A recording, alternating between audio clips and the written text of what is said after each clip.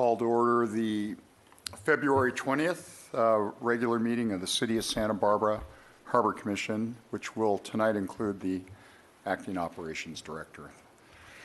Thank you for showing up, Eric. We were a little nervous. Mark, glad you made it. Jeanette, would you like to do a roll call, please? Yes, John Stedman. Here. Lang Sly. Here. Betsy Kramer. Here. Merritt McRae. Here. Michael Nelson. Here. Jim Sloan. Here. Bill Spicer. Here. All right, perfect. And also, I'd like to welcome our new director, Michael Shire, to his first official meeting. Welcome.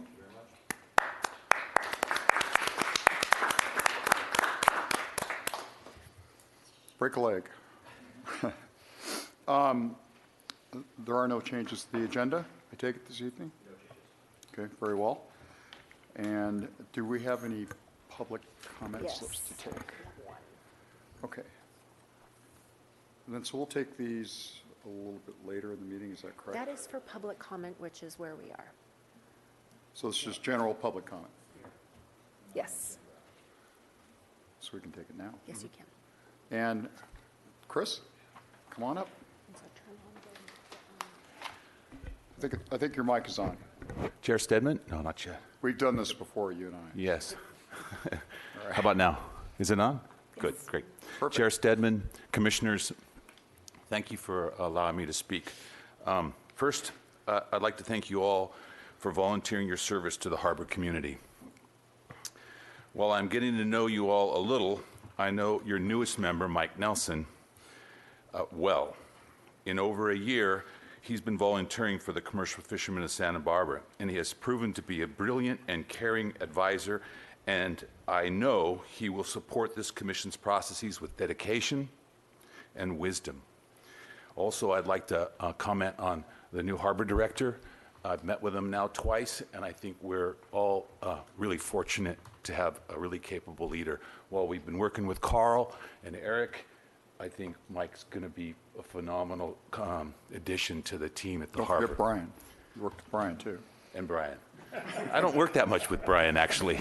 He's in leasing, and the commercial fishermen aren't that much involved. But I have actually worked with Brian in the past, and it's always been a good experience. Thank you very much for... Well, thank you very much, Mr. Voss.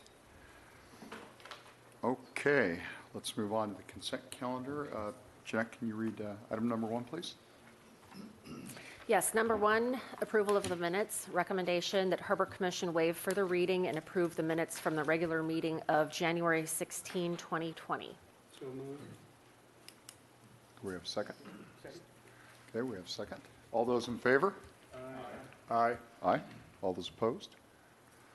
Any abstentions? No abstentions. Very well. Okay, we'll move on to department update. Item number 2, the director's report. Well, that would be me. Chair Stedman and commissioners, thanks for the warm welcome. It's nice to be here. It's going to keep it fairly light this round. I did want to mention one thing off agenda. I just wanted to recognize our new council liaison, who is council member Mike Jordan. I've met with him in the past month, and he's very engaged and very capable and very interested in the harbor and waterfront, so I think he'll be a great asset for the commission and the city. Moving on to the director's report portion, the Santa Barbara Navy League. So the waterfront staff recently met with some members of the Santa Barbara Navy League. The main discussion points were the possibilities of bringing another ship visit into Santa Barbara within the next year or two. So that was the main discussion point. Additionally, we were looking at the building and commissioning of the USS Santa Barbara, which is a very interesting ship.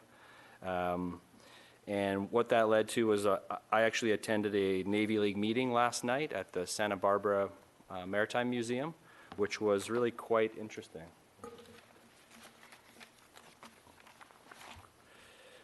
So this was a really well attended and interesting event, mainly Navy veterans and some commanding officers and active Navy personnel. The main takeaway from the presentation was Commanding Officer Christopher Brusca, who was the commander of a similar ship, the USS Kansas City. So this was a sister ship of the USS Santa Barbara that they're building right now. So the crux of his presentation was operations and sort of some mechanics of how this ship works. It's a really interesting vessel. So he talked about the construction of the USS Santa Barbara, and there was some discussion about the hopes of commissioning it right here in Santa Barbara, which would be pretty neat. I believe it's a couple years away, but the intention of my presence was to let them know that the waterfront in the city would be very welcoming for the Navy for an event like this, and so it was well received from the waterfront's part. And I was able to speak with Commander Briska and other Navy representatives and really truly express our support of this sort of thing. And just a little bit of information about the ship itself. I thought it was very interesting. It's a ship that's over 400 feet long. The really amazing part is it's 106 feet wide with a draft of only 14 feet. And so part of the discussion last night, there was a lot of discussion about bringing this thing right up to the end of Stearns Wharf because of such a shallow draft. So nothing is set in stone, but it would be a pretty neat thing to see, a ship like this coming up to Stearns Wharf. It's crewed by 74 sailors, and like I said, has the potential to be commissioned right here in Santa Barbara. And so that's all I had on the Navy League. Unless there are any other comments or questions on this event, I can move on. Mike, where is the home port, the eventual home port of the USS Santa Barbara going to be? Chair Stedman, Commissioners, as best I understand it, it would be Santa Barbara if they commission the ship here, but physically it would be, I'm not certain on that. I can get back to you. Right. Maybe San Diego or? I think they move them around where they need them, don't they? They have a home port, I know. Oh, yeah, Right. You're right. So, but that is, the ship's dimensions are very interesting. Appreciate that. Next item for me is just an update on our budget subcommittee meeting. So we have a budget subcommittee meeting scheduled for February 26th at 2:30 p.m. at our waterfront classroom. And the intent here is to basically run through our fiscal year 21 budget. So we're 1 year through a 2-year budget process. So this budget was originally approved in 2019. And so although the changes to the FY21 budget are going to be very minimal, we thought it's worth warranting talking about some of the changes and things that have happened over the last year. This is a fairly standard process to bring it to the budget subcommittee. We'll then be bringing it back to the full Harbor Commission on March 19th, and then it will proceed onto the council, so there'll be time to weigh in on the budget. And as far as director's report go, that's all I had, so I'll pass the torch over to Mr. Bossy. I have one. Yep. So is that the budget subcommittee, the one that's scheduled for next week? Yeah. Okay, because it said early March. Yep, so the budget subcommittee will meet on February 26th of next Right, week, and then we'll bring it back to full Right. Harbor Commission on the 19th. You're correct. Okay, And thank you. Mr. Chairman, Mike, is it possible, I understand that it's okay for me to audit, even though I'm not a member of the subcommittee. I am welcome to be there to get a better understanding of how it works. Yes, absolutely. Great.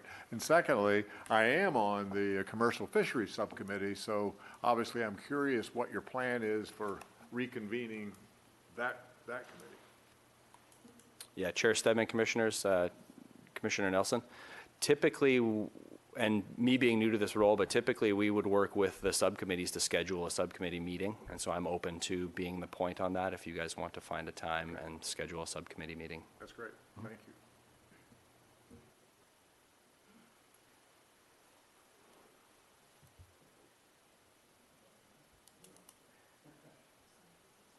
So now we'll move on to item number 3, Business Services Report. Good evening, Mr. Chair and Commissioners. A real quick monthly business service report highlighting one of our tenants. The Santa Barbara Fish Market has been a staple in the waterfront since 2001. The operation was originally housed out of an extremely small, nearly closet-like space at 117 F Harbor Way, and it's grown from a simple cutting room that was used for the Saturday Fisherman's Market into a 7-day-per-week commercial, retail, and wholesale fish processing operation that also includes an off-site warehouse and processing facility. So the fish market has been very successful in their run in the harbor. And the current location at 117A will be getting a major upgrade in the coming weeks. Owner Brian Colgate has decided to take advantage of the current underground storage tank replacement project and all that's going down in Harbor Way, and use that time to close down his shop temporarily and upgrade his facilities. And so the upgrade will include new freezers. They're going to be smaller, more efficient freezers, which will create more room in the back of for back of house operations. He's also putting in a new kitchen so they can process the fish more easily.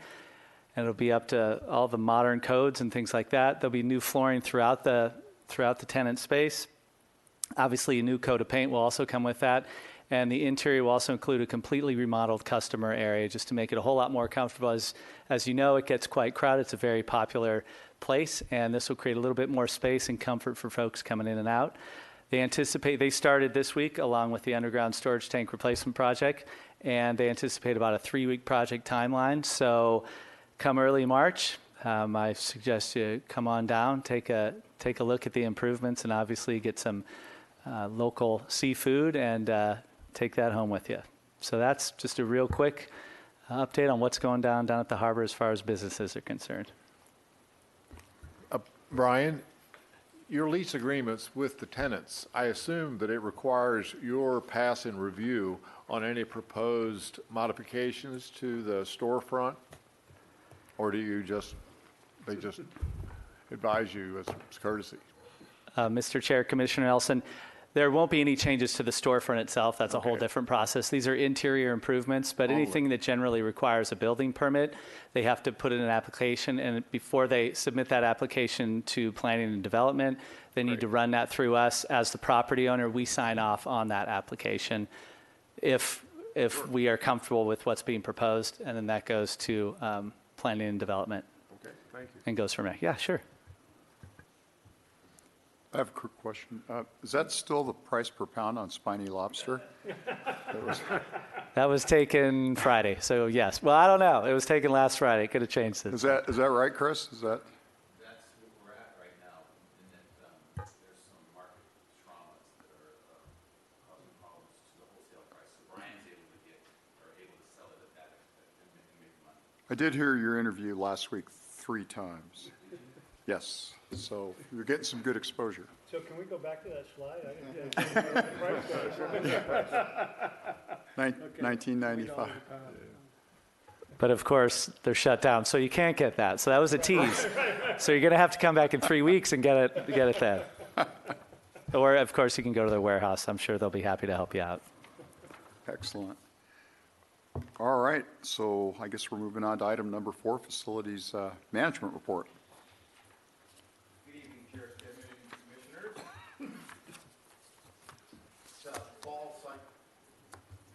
The fall cycle dredging was just completed on February 8th. It's the fall cycle, although it's not anywhere near the fall, as all of you know, and I reported out last month. There was a 2-month delay due to a bid protest that took quite a while to resolve. Unfortunately, it was cut a little short. They have a 4 kilovolt feed out to the dredge, and something broke, and it was shut down early. Nevertheless, they removed about 96,000 out of 120,000 cubic yards, and they actually made really excellent progress at about 20,000 cubic yards a day. So when it's running and the electrical feed is fine, they're really much more efficient than they used to be. I have a couple images here to give you an idea of what it's like when, oh, I went too fast. Oh, come on. Here we go. Excuse me. So, stop. There. Hopefully it won't change. This is the before dredging, and you can see there's quite a bit of shoaling out off the end of the sand spit. And this is just being 2 months late, how much it'll shoal across and almost closed off the channel. Then after 5 days of dredging, they open it up, and it's safer until we resume dredging in early April probably, which will be the actual spring cycle dredging. Since they didn't meet their contractual amount in the fall cycle, they're going to increase that, so there'll be about 146,000 cubic yards available. There's adequate funding, so hopefully as long as there's enough material, they'll go ahead and complete that. Dredging will be completed and has to be done by the end of April, including the demobilization, which is the removal of the yard on West Beach, as well as burying all the pipe. So when summer comes around, it's kind of hard to tell the dredge was even there. which is good. Unfortunately, there's adequate funding, and we look forward to those guys moving on. Let me try this. I don't want to scroll through too fast. The other project I'd like to tell you about tonight is the underground storage tank replacement project that Brian mentioned. As I've mentioned in the past, there's 4 10,000-gallon tanks holding diesel and gasoline that feed the fuel dock at the end of the city pier. Those are single-walled tanks. A new state law requires that they be replaced with double-walled tanks. So the proposal is to replace them with 2 20,000-gallon tanks. And the project started 2 days ago on Tuesday, February 18th. Started with the fencing for the construction and staging areas, tank decommissioning, preparing the concrete slab for demolition, and potholing for utilities. So this is the main construction site. It's located just west of the 125 building. You can see the kind of cut grid pattern. That was, if you were down there yesterday, you could also hear it. That saw cut through a slab that's about 12 inches thick. It's pretty thick, so it takes a couple of cuts each. And it was rather time consuming. But believe it or not, it's much quicker and it's much quieter than using conventional jackhammers or even a wrecking ball, which they'll just slam down on pads like this to break them up sometimes. We spent a lot of time and effort addressing how we're going to deal with Harbor Way and the impacts. Harbor Way is for the most part closed. Most of it is. We've put out quite a few different signs informing the vehicles of additional parking and the area that's closed. So as you drive into Harbor Way, most of you will recognize this. And right in front of the boatyard, we have a turnaround. So only folks that are going out to the yacht club or going out to the city pier to offload and offload catch for commercial fishing and other commercial activities, they're allowed in, but nobody else is. So we've really restricted access, and there is no parking beyond this area. They finished decommissioning the tanks today, and decommissioning involves disconnecting them from all the pipes that run out to the right side of the screen and down the alley, and also pumping out all the fuel, and that's what they did today if you were down there. They pump all the fuel, the residual fuel out of the tanks, and they fill the tanks with dry ice, and the dry ice fumes actually displace the flammable fumes. So they can go to work demolishing the rest of the slab, and it's safe. The next phase of the project, beginning on Monday, they'll still work again tomorrow with some potholing. They'll resume with slab demolition and tank removal and start installing the shoring. So on Monday and Tuesday, they start peeling up the slab. Once they bust out the first piece, they can kind of just peel it up. They can get an excavator in there. And they'll install shoring right on the west side of the 125 building. Since it's very close to that building, you want to stabilize the soils underneath that building so that we don't have any erosion underneath it. That'll take about most of the week, and on next Thursday or Friday, they're hoping that they'll actually remove the tanks. So once they peel up the concrete, the tanks theoretically, since they're sitting a little below groundwater, should kind of float up through the aggregate, which is going to be an interesting sight. I haven't seen it, but Mike has, and he tells me it's quite a sight to see. So the tanks will go out next week, hopefully. The following week, they'll do shoring all around the site and do all the pit preparation. And that's removing all the soil where the new tanks are going to go in, dewatering. There's some large, you saw the big blue tanks there. I don't know if I have a picture or not. And then they'll also do a little bit of inspection and sampling. So they are required to do some soil sampling. It is a site that's been remediated in the past. It shouldn't delay the project at all, even if they find some contaminants in the soil. It's been known to be clean, and they already did some pre-project sampling that was clean. But they do it as part of the county's requirements, and it's sort of incorporated into the project schedule. The tank installation, it's in some respects to be determined. Depends on how long it takes to prepare the pit, but it should be the week of March 9th or the 16th. A couple of things we're going to look into that's going to minimize the impacts to the public. The vent pipes are right in front of Paddle Sports, the kayak shop, and we can relocate those kind of within the construction site that I showed you. That'll open up the pathway along the alley, so for pedestrians and whatnot. Once they put the tanks in the ground, they'll really shrink down the construction site as they commission the tanks. Tank commissioning takes quite a while to reconnect to the pipes and everything else, but once we open up that area and they get rid of the Baker tanks for the dewatering and everything else, it'll be much less of an impact to the harbor community. I'll continue to update the Harbor Commission and the harbor community throughout this project, and fortunately, everybody in the harbor community has been incredibly patient, and we'd like to thank them for their patience and cooperation. That concludes my presentation. I'd be happy to answer any questions. Merritt? I was down there to take a look at the site yesterday afternoon, and I just wanted to point out that I think staff did a remarkably good job in planning pedestrian access to the businesses that are along that walkway. And you can actually, although some of them have taken the opportunity to do some upgrades, you can actually get to each of those businesses, and quite a few of them, most of them are still open at this time. Thank you. All right.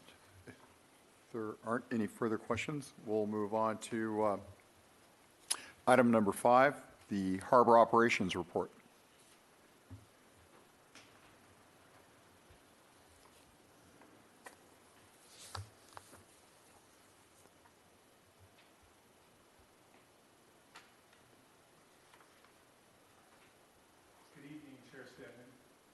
Here's our operations report for this month.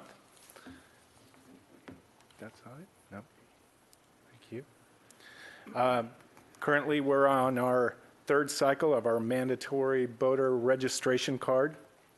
It came due January 1st, 2020, and so anybody up to 35 years of age and younger, recreationally, they have to carry a boater registration card. The main reason for the recreational boater card, educational card, is to promote boating safety. In order to obtain the card, you must pass an online course that covers many topics, which include boating safety, personal safety equipment, rules of the road, personal watercraft operation. It just gives folks a general idea of what they need to do out on the water. After completing the course with 80% or above, you can apply for the California boating card, which fulfills the boating safety education requirement, and your boat card is good for life. Failure to carry the boater card will trigger an educational warning and can lead up to a citation. And the boating safety courses are available online at www.californiaboatercard.com. And I'm sure all of you were probably mandated last year because it was 25 and younger. Next slide.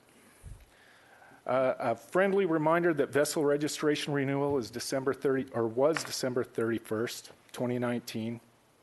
And typically, it's December 31st of every odd year, regardless of use.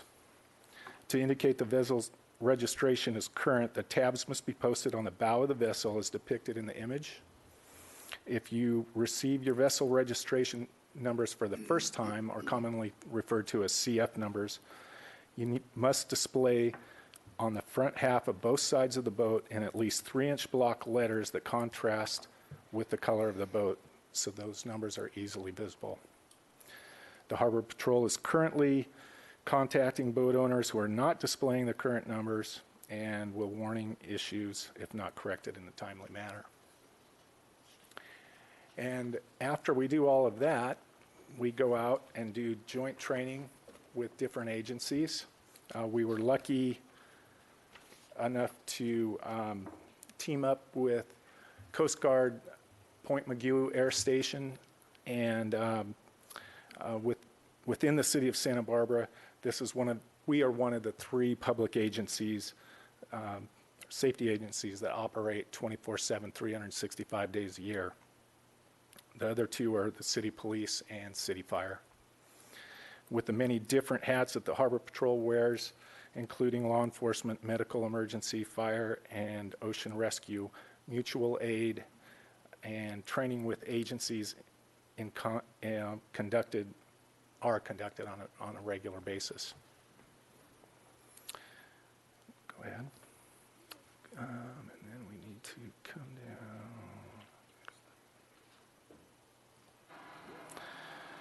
So the exercise simulates the transportation of a critically injured patient from the Harbor Patrol vessel to the helicopter on open ocean. It's a great training opportunity for both the Harbor Patrol and the Coast Guard and pilots. We all get a chance to hone our skills during a critical incident response. As you can see in the video, The training is pretty exciting. It's intense. The helicopter's less than 30 feet from the boat at times. And right now we've got great conditions. The ocean's pretty calm. And our vessel's traveling about 10 knots. That all changes, and we're directed by the Coast Guard pilot when we're conducting these exercises.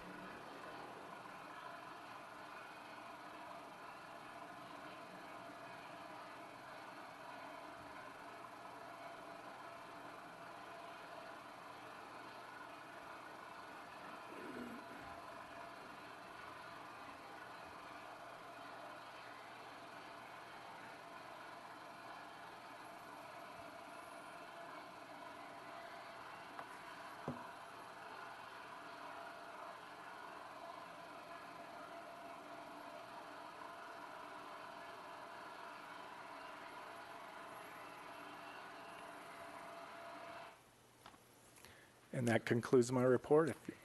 I'm happy to answer any questions. I just had a question, Eric, on the boater education.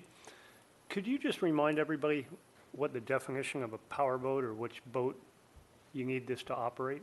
Of course. Vessel? Chair Stedman, Commissioner Sloan. Yes, it's basically, it's set up for both power boats and sailing vessels. Any inboard, outboard vessel, any mechanically propelled vessel is mandated, but also sailing vessels. We've had some accidents where folks that don't know the rules or haven't gone over any formal training, and therefore this course sort of encompasses a general area, and folks are given some knowledge. So, But not human-powered craft? there is a section on human-powered vessels. Yes. So is it required to operate a human-powered vessel? Do you need this card? I believe it's mechanically in sail. Okay. Because it says here power boat operators, recreational power Yep. boat. So that's why I wanted to clarify it. And then what is the Harbor Patrol, are they checking for this when they come in contact with operators? Yes, we do plenty of safety checks, especially in the summer months, on different recreational craft. Folks come down, and some are educated and some are not. And we are one of the first things we do is make sure that they know that there is this boating safety course, and it's an educational warning first, Right. maybe even the second time, and then the third time it'd probably go through the citation process. Thank you. Yeah, I have a question, Eric. Yeah, it says everyone operating a recreational vessel will be required, so that could be just about anything. And how will this affect those who rent out boats, such as I can't think of the name of the company by the Sailing Center. Sailing Center, yeah, Santa Barbara Sailing Center. Will they have to verify that all their people Sure. who want to go out have a card? Chair Stedman, Commissioner Kramer, yes, eventually, yes, that will be mandated. Will you be will the Harbor Patrol be watching them and checking with them and all that sort of thing? If folks are out and we see something egregious, that would give us probable cause to stop a vessel and make sure that those folks have had the training and are carrying the card. No, I mean working with the Santa Barbara Sailing Center to make sure that their lessees or lessors have a card. I believe the owner is aware currently of that, but I can double check Yeah. and get back to you in the next meeting. Okay, thank you. Eric, I thought he might be here tonight, but a commercial fisherman approached me and said he had not an altercation, but an incident or an issue while parking in the parking lot involving his commercial vehicle and the height of the commercial vehicle. And I didn't completely understand what his problem was, but I encouraged him to come tonight, and he didn't show, but I'm sure to see him again. His name is Ricky Gutierrez, and if you could share with me what his issue was, because he said that you were working it out with him, but I was just kind of Why don't we agendize that item Can we for agendize- another we can. meeting? I think that seems like a separate discussion than the topic that we're addressing right now. Correct. Okay, So Yeah, let's do that. all right, that's fine. Or Eric, you and I could just talk some Yeah. other time. Anytime. Thank you very much. Okay. Are there any other questions on this topic? I have one question for you, Eric. So in that drill, is there any reason why you didn't use a mannequin? Right now, we are in prelim training with this group of pilots out of Point Magoo. Air Station used to be in Long Beach. It moved up to Magoo, and we have relatively new pilots. We have new boat operator, and this is how we're starting out. But I can tell you, I used to volunteer to be a victim all the time. If funnest was a word in the Merriam Dictionary, it is definitely one of the funnest parts of training in Santa Barbara Harbor. So we'll see you next time on the video then. I hope so. I just have a comment. I've been in the maritime industry for many years. When these choppers would come out of Long Beach, it would take many hours to get to our area. And not only that, once they were done picking up a victim, they actually needed to stop and fuel. And sometimes if they had to transport the victim, it meant that that victim had to stop with them before moving on. I think the Coast Guard's decision to move this operation closer to us is a very wise one, and I thank them very much.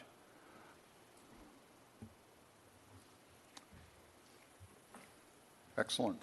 So that report is concluded now, correct? All right, very well. So let's move on to our guest speaker, item number 6. Yes, item 6, White Abalone Recovery Program. Recommendation that Harbor Commission receive a presentation from the Sea Center on the White Abalone Recovery Program.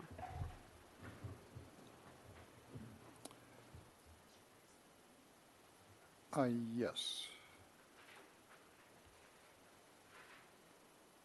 We don't need a motion on this, right, Jeanette? Okay.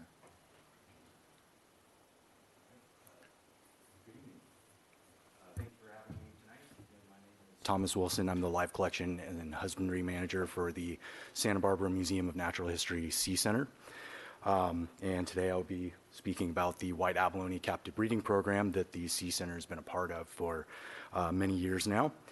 I always like to start with why. Why am I talking about this? So white abalone were a big commercial fishery in the early 70s.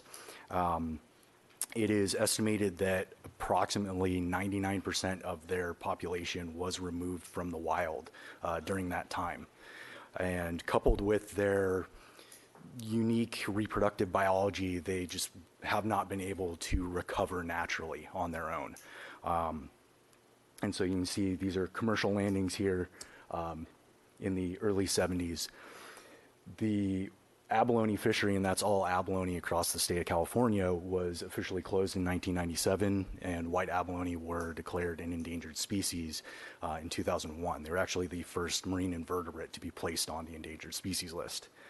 And then a little background. It's important to note that not all of those shells are going to be white abalone. In fact, since this picture, I believe, is dated to the 1920s, there's probably very few white abalone in that shell mound, mainly because white abalone are a deeper found species. So that leads us to the white abalone captive breeding program. It was recognized by the scientific community that the only way for this species to recover would be captive breeding. Grabbing as many of these animals as we could find, bring them into the lab, and try to induce the reproduction effort in controlled environment. So initially, about 23 animals were collected between the year 2000 and 2003. The earliest animals, I believe there were 5 collected in the year 2000. They were held at UCSB and spawned to actually pretty decent success. Overall, there were about 100,000 individuals that were the result of those initial 23 animals. Unfortunately, the original holding site, which was the Channel Islands Marine Research Institute out of Port Hueneme, they suffered pretty catastrophic losses. I believe almost 95% of that population died from unknown causes. It was later discovered that there is a specific bacterial pathogen that potentially caused that die-off. So in 2011, the program moved all the way up to Bodega Bay, California, and is now headquartered at the Bodega Marine Lab, which is actually a facility of UC Davis. This lab is a very important aspect of the program. They house a bulk of the animals currently in captivity, which I believe at last estimate was 30,000 animals. And some of the reasons for the move were that the water there is actually colder, and it mimics the habitat that these animals are naturally found in. Also, the bacterial pathogen that can infect these animals in captivity was not found in the waters at that time. So it made a lot of sense to move the program up there. The program manager, Dr. Kristen Aquilino, was able to wrangle all of the partner holding facilities. I believe at the time there were 5 or 6. And she decided, well, we have all these animals in captivity. Let's try to spawn them all together and see what we get out of it. And so in 2011, they had the first captive spawning success in almost a decade. So this kind of led into the White Abalone Recovery Consortium. The organizations listed are the original partner holding facilities. So the consortium is actually a contingency of state and federal agencies, research institutions, public aquariums, and even some private businesses are involved with this. Recently, we were able to add, or rather the Bodega Marine Lab was able to add to the holding permit. So these other facilities have made it onto the holding partners list, including one partner that's located in Ensenada, Mexico. This is now an international effort. So the Sea Center has been involved with this program since 2006. We originally received 23 white abalone from those original animals that were collected from the wild. And 4 of those animals are actually still at the Sea Center today. So those are 4 males that are the product of wild caught abalone. We originally were only slated to educate the public and increase awareness of the plight of white abalone, act as a genetic stock in case of catastrophic losses at the Channel Islands Marine Resource Institute, and then just observational research of behavior and biology of the white abalone. So we were never intended to spawn any of our animals. We were just there to kind of have them on display so that the public could see them and educate them. That all changed in 2013. So again, Kristen Aquilino reached out and asked us if we'd like to actively participate in the spawning programs, or rather the induced spawning efforts every year. In 2013, didn't have too much success, but by 2014, we actually had very large success, and that was coupled with success at the UCSB Marine Science Institute. So we were able to get a mix of sperm and eggs from both organizations, both facilities, and mix those into viable offspring. We tried again in 2015, had another really great spawning success. And since then, it's been a little bit spotty, but we're hoping for some more success this spring, actually. So because of a lot of these recent successes, the Bodega Marine Lab has been at capacity with holding their animals. They decided to start reaching out to the partners to see who would be interested in holding more of the animals. So in 2015, we were able to get 50 white abalone from a 2014 spawning. And again, in 2018, we got 50 more animals from that same year's spawning efforts. So these animals are held at the Sea Center on display for the public to view. We don't induce spawning in those particular animals just because they are much smaller. You wouldn't get much gamete out of them. But we do keep track of individual growth rates, length, shell length, weight, and we inspect the gonad as well.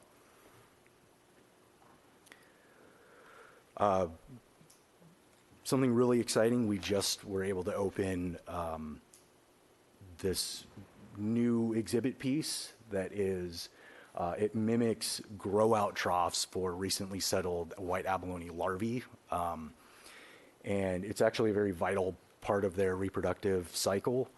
So when the larvae hatch out of the egg, they exist as free-swimming planktonic larvae that eventually settle onto hard substrate, rocks, pipes, whatever there is around. And they metamorphose into what we would consider a snail or a white abalone. And we're able to feature that upstairs in our white abalone exhibit. So in April 2019, we actually received about 40,000 viable larvae from the Bodega Marine Lab, and we settled them. Unfortunately, we've only been able to find 40 viable offspring from that 40,000. Typically, you get about a 1% survival rate of your larvae. So obviously, we're an order of magnitude off. But it was the first time we ever tried this type of experiment at the Sea Center, so we call it a success. And here we have some pictures of those 40 animals. Here, they're about the size of a lentil. Currently, they're about a centimeter in length. They've grown quite a bit, and they continue to grow each day.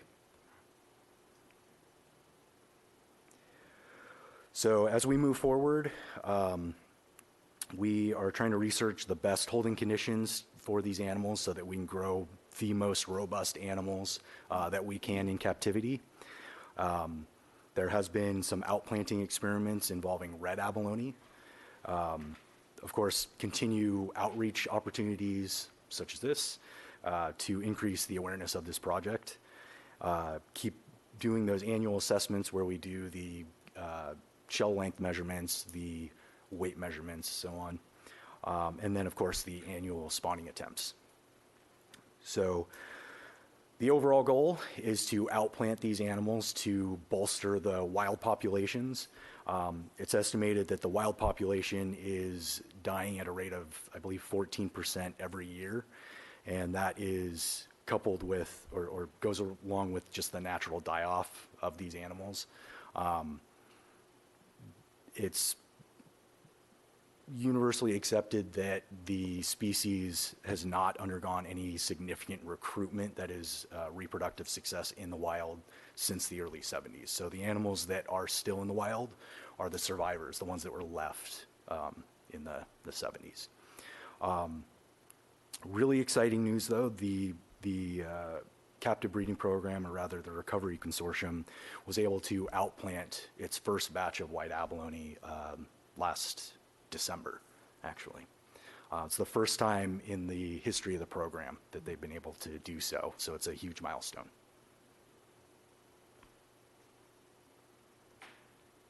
And that's what I have for you. Yes, Betsy. Thank you for the report. It's really interesting. How exactly is the spawning done? How do you do it? That's a great question. So there is a method called the hydrogen peroxide method, and it sounds kind of it is how it sounds. You take a known concentration of hydrogen peroxide, you add it to their water, and that acts as some kind of environmental stressor. And typically when an invertebrate is stressed to that level, they will try to reproduce.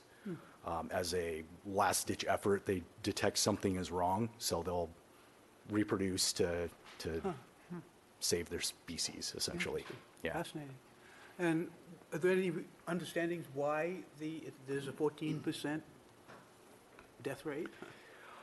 That sounds very serious. Yeah, I don't know for sure, but I think it may just be the natural die-off that is occurring with just the animals that are left. Okay. Yeah. And is there any possibility it could be because of the warming of the ocean, because of climate change and so forth? It's possible. It's definitely possible, but I believe more research would be needed to verify that. Okay. Thank you very, very much. Really interesting. Two questions for you. Very, very interesting to hear that. One, do you know what caused that spike in harvesting in the 70s? Did the restaurant industry suddenly discover abalone? And secondly, just get them both out there on the table, you mentioned Bodega Bay, one of the advantages being colder waters. So are our local waters beginning to get too warm for abalone here? So to answer your first question, well, let me answer the second part of that. The water locally is still okay. So white abalone are found from 60 feet to about 210 feet. And typically water at that depth is going to be much cooler than the surface waters that we have, in the harbor or in the bay. And so that's still, for the most part, okay. But when we were pulling water from, say, the Port Hueneme facility, it was the surface water that was going into that facility. And a lot of what we understand, what we know about white abalone today is the result of this program. There wasn't a lot of in situ, that is, in the wild research on this animal because it was, it was a food source, sure, but it wasn't all that interesting. And honestly, when I walk through the Sea Center and I come to the white abalone tanks, they just sit there. They don't really do much. They don't really display well. They don't. But their story is really cool, and I love telling it. So, yeah, the move just made sense because the surface water in Bodega Bay is easier to extract from the ocean, and it's much cooler there. The Shellfish Health Lab for the state of California is also up there, and so they run the pathology for any morbid individual abalone that are found. So for the first part of your question, the spike in the 70s, I believe, would equate to potentially the restaurant industry discovering this species, but also the dive industry started to take off. The dive technology became much more accessible. So there was more recreational diving available to the masses. Thank you. Yes, Commissioner Sloan. Can you just tell us a little bit about the white abalone? How long does it take to reach sexual maturity? How much do they grow a year? And what's their lifespan? Sure. So white abalone are a marine sea snail, or a marine gastropod, which is a fancy way of saying sea snail. They grow to be about 8 to 10 inches in overall length. They're actually one of the largest abalone species that's recorded. As far as their growth rates per year, that's going to depend on their diet, what their diet consists of, whether it's more protein-based diet or just kind of your run-of-the-mill brown algae is what they really like, but the red algae is the more healthy for them. And They are said to be the most tender of the abalone species, which is why there was such a high demand for them. How long until they reach sexual maturity? In the wild, I've read about 3 to 4 years, but we can get them there within a year in captivity. Wow. Yeah, and then their average lifespan is about 30 to 40 years. But there's still a whole bunch in the wild from And there's, the yeah, 70s, which is almost 50 years ago. So these are some geriatric. right, right. Thank you very much. Mhm.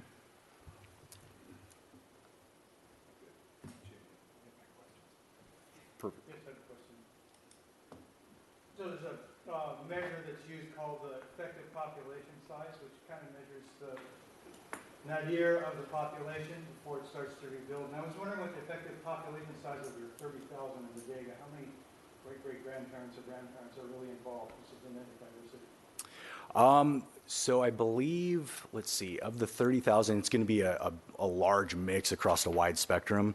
So we have most of those, I believe, are going to be from an F1 generation, that is the children of the wild-caught abalone that jump-started the program. But recently, within the last 3 or 4 years, the holding permit for white abalone has been amended so that the certain divers are able to go out and collect more wild abalone for this purpose. So about 5 years ago, there was a genetic analysis run on all of the captive animals, and it was found that they're very closely related. We've been mating brothers and sisters together. And by the F2 generation, you start seeing those inbreeding depressions in the form of increased mortality during the settling event, increased mutations in larvae, and increased, or rather decreased larvae hatch out as well. Yes. Is there funding stability for this program? Since you're starting to encounter some success, it'd be a tough thing to have to look for money. I mean, is it pretty solid? And how much of it is public funding and how much of it is from the nonprofit partners that you mentioned? Right. So funding, I would say funding is always a moving target. But the Sea Center has been fortunate enough. We've been able to apply for non-compete grants through NOAA, the National Oceanographic and Atmospheric Administration, and we've been able to get those grants. So all of our white abalone activity at the Sea Center for at least the last 6 or 7 years has been funded by those grants. Yeah. Thank you. Any other questions? Great job, Tommy. Thank you. Thank you very much. Thank you. Now we're going to move on to an even more exciting topic. Item number 7. Want to read that, please? Sure. Item 7, fiscal year 2020 mid-year budget report. Recommendation that Harbor Commission receive and review a status report on the Waterfront Department fiscal year 2020 mid-year budget revenues and expenditures.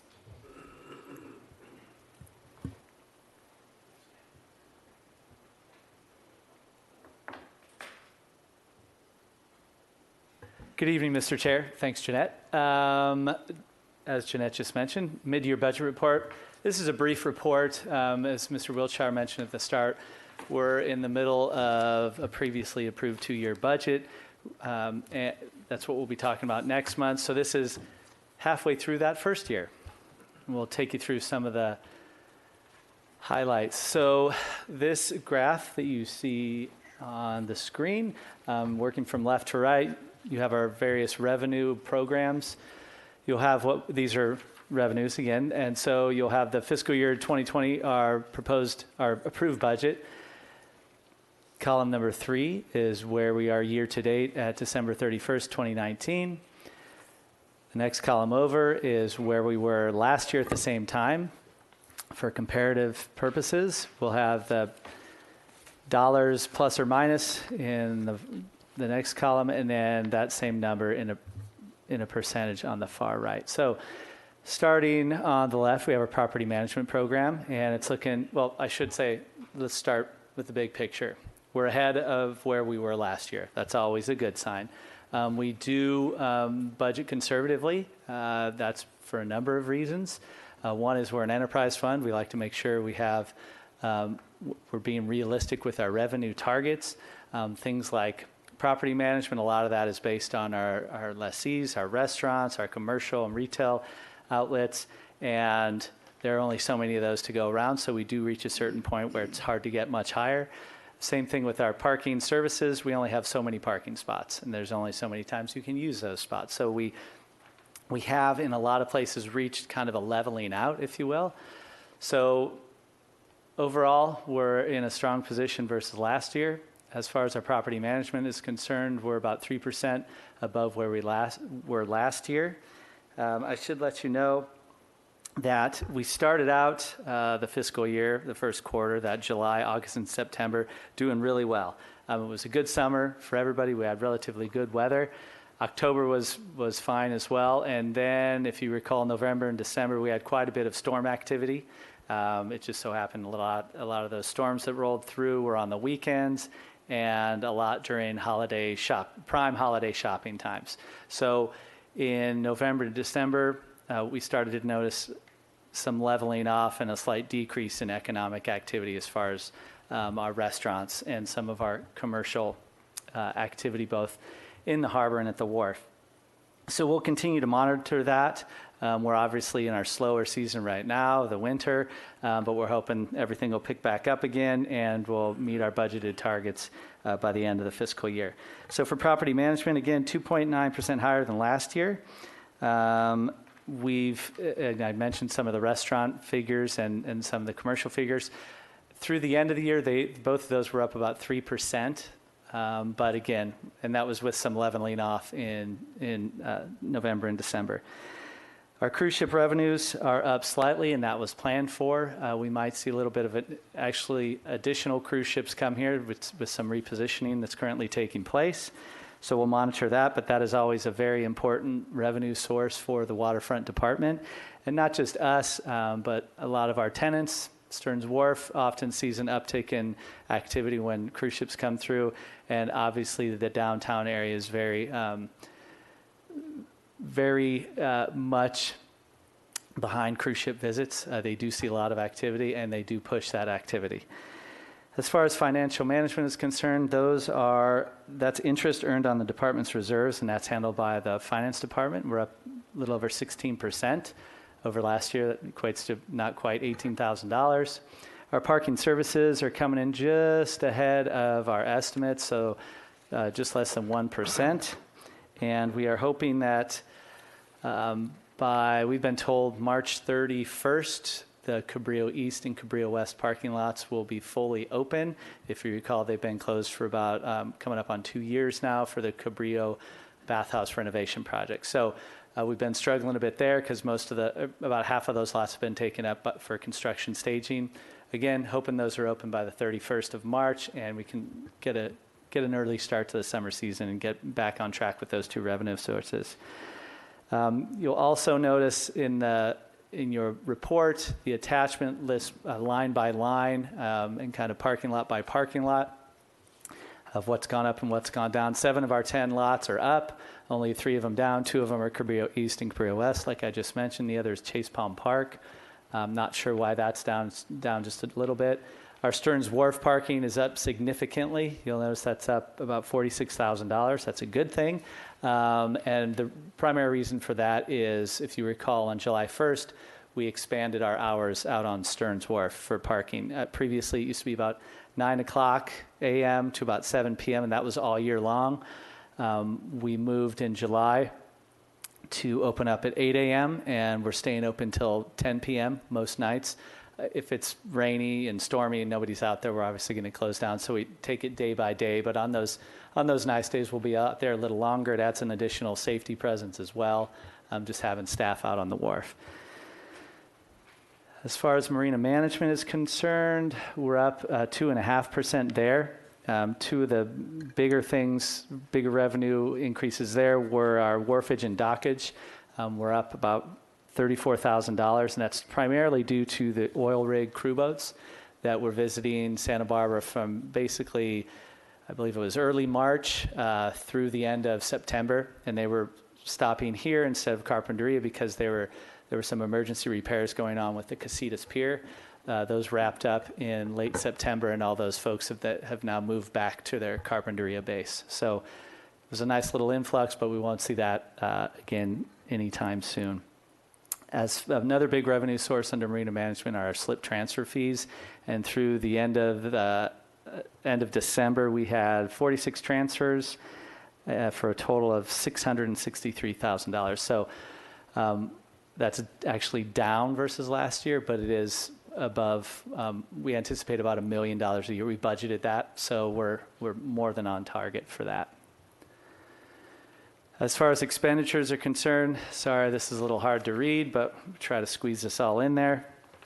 Overall, we're a little bit above the 50% mark at halfway through the fiscal year, and that's pretty common, and I'll get into that in a little bit here.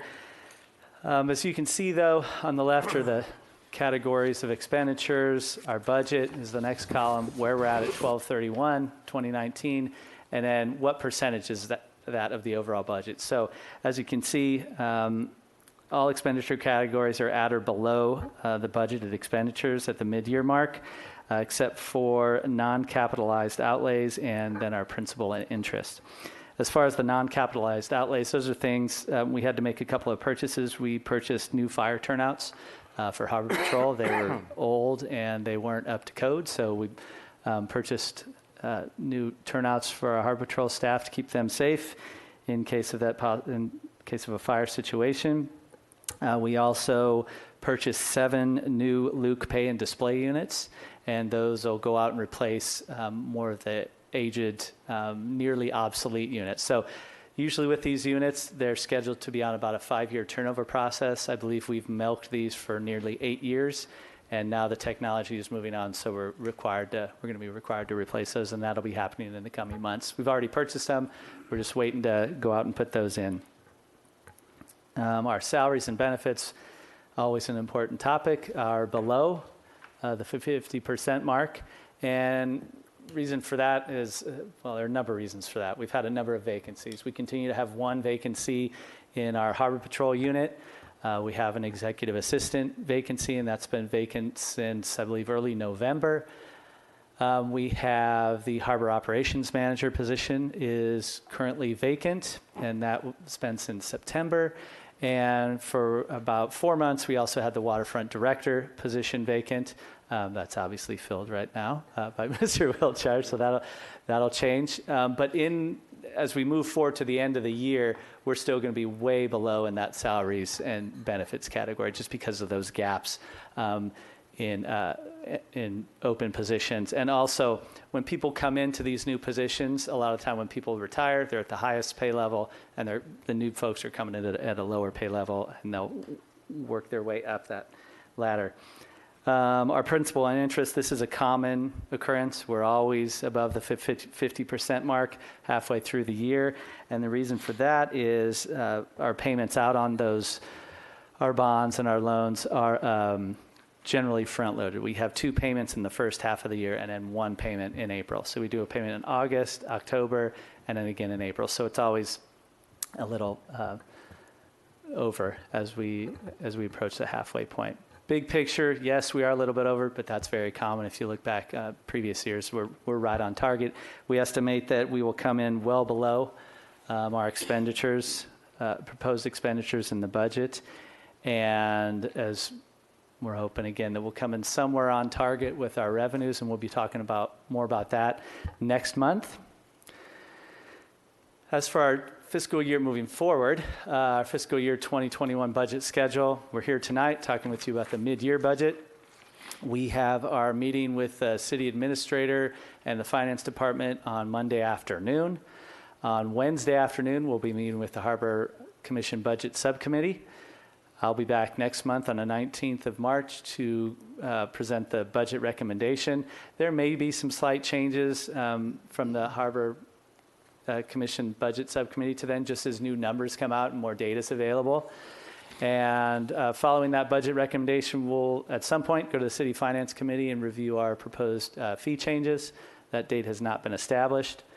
We will be before the City Council at a budget work session on the 6th of May.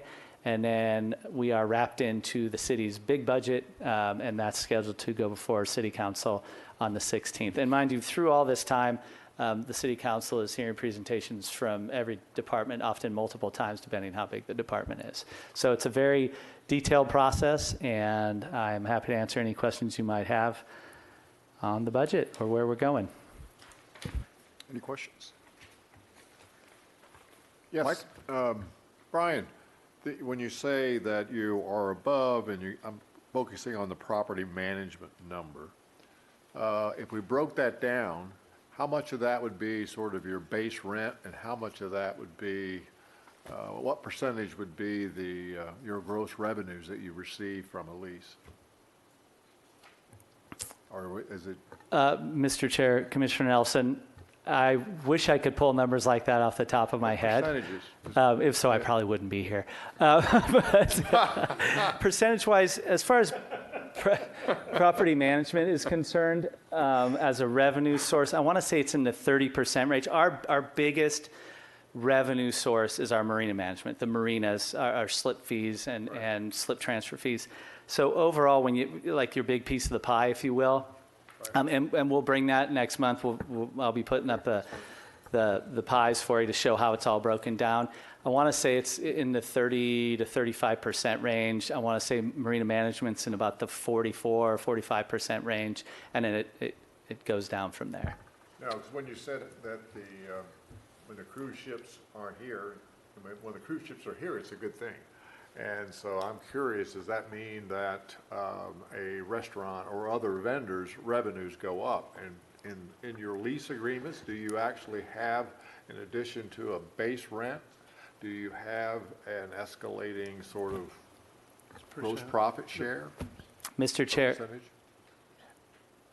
Mr. Chair, Commissioner Nelson, yes, we do. You're exactly right. So we'll have a base rent. It's generally on all of our restaurants have this. So they have a base rent, and then they have a percentage rent. And generally, it breaks down to, I want to say, for restaurants, it's around 10% for the first $2 million. And then everything above $2 million, it goes up to 11.4%. As far as our retail folks and commercial, it varies. Some do and some don't. Yacht brokerages will have a certain percent for sales on vessels versus a certain percentage rent on if they're selling motors, and it just varies. A good source of information, if I could direct you, is the presentation we did in November, where we kind of talked about our lease guideline process. Really informative, and what we do, there was an attachment there that kind of lays out the general terms that we present to folks. And you'll notice that for restaurants, it's generally the same. Commercial, it's kind of the same. And again, another part of that is you'll see longer leases with business entities that require more capital investment. Things like a boatyard or a Brophy Brothers or bigger restaurants where they're putting it, they've got to invest a lot of capital to get just up and running, and then once they're up and running, as they have been for a long time, just to keep that moving forward. So with those things that require a lot more capital investment, you'll see the longer lease terms. With the smaller ones, retail, you'll see it, maybe a 5-year initial with a 5-year option. So, and I'm starting to figure out your first question about percentage rents. You would ask, what percentage would like restaurants make up of our property management income? I don't have that. I can bring that back to you or give that to you. No, I'll just take a look at the leasing guidelines that you presented in November, and if I have any questions or problems, we'll sit down and talk about it. Yeah, I'd love to do that. Happy to do that. Because you can really dive down deep on these things. So there's a lot of information out there. All right. Thank you. You bet. Commissioner Sloan? No? It was answered. Okay. Answer. Any other questions on the budget? I have one question. On the slip waiting list, there's a decrease of about 30%. What does that mean? So over time, and we've talked about this, we're still looking into this one. It's an Okay. interesting, and it might be that just all the numbers haven't been updated. We'll have a better idea when we come back next month. But our slip waiting list, generally it goes down a little bit every year, but not enough to make that type of a dip. So that's something we're looking into. Got it. Yeah. And thankfully it's a smaller revenue source. A lot of these percentages, it'll say down, 30%, and my eyes pop out, and then I look and it's, $400. It's like, oh, okay. Right. So yeah, you got to weigh that in there too. Yes. Yeah, I'm curious about the liveaboard fees going down. Why is that? So that's a great question, Mr. Chair, Commissioner Kramer. Last year, if you recall, as part of the electric submetering program, we took our liveaboard fees from $150 per month and moved them down to $120. Right. So that's that dip. Again, that Okay, was one of those okay. things that All right. I see and my eyes pop out, and Yeah, then, oh yeah, yeah. we had a change in Thanks, policy. right, So it right. went from that 150 month to the 120. Great, thank And you. we're at 102 liveaboards currently. So the number, right around 100, the number hasn't Okay, dipped right, of got it, actual yeah. liveaboards, yeah. Thanks. Great questions. Or any others from the commissioners? All right, so I guess we're at commission and staff communications. Are there any communications you'd like to make, None specifically from myself. Anything, Dean? No? commissioners? There'll be a sea level rise adaptation presentation, I think, in the March meeting. Yeah, Chair Stedman, Commissioners, Commissioner Kramer. I forgot to mention that at the start, but in our upcoming meetings, we will be looking at our 21 budget presentation, as Mr. Bossy mentioned, and there'll also be a sea level rise adaptation plan right. that Mr. Triberg will be giving. Ah, okay, great. Thank you. Excellent. I just wanted to thank you, Mark, for demonstrating the range on the fire pump. Showed me the other day, shot out 150 feet. That's pretty impressive. Thank you for your work. All right, do we have a motion for adjournment? Second? All those in favor? Aye. Aye. All those opposed? Adjourned.